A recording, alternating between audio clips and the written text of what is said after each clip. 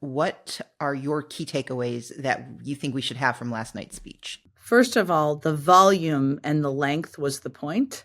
I watched the whole thing because it's part of my job to watch the whole thing.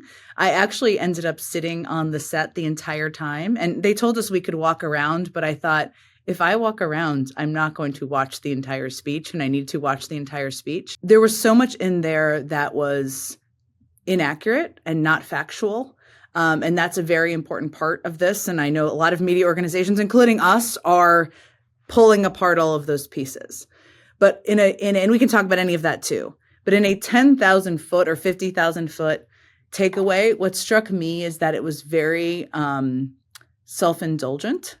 It was performative at many times. Every State of the Union is a bit performative, but I think, unfortunately, he also used people who had been victims in what I found to be a little bit of a gross way at times.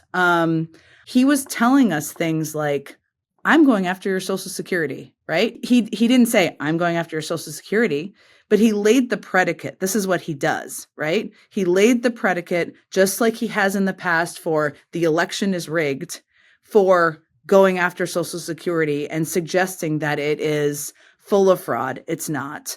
That people who are dead are getting Social Security. They're not.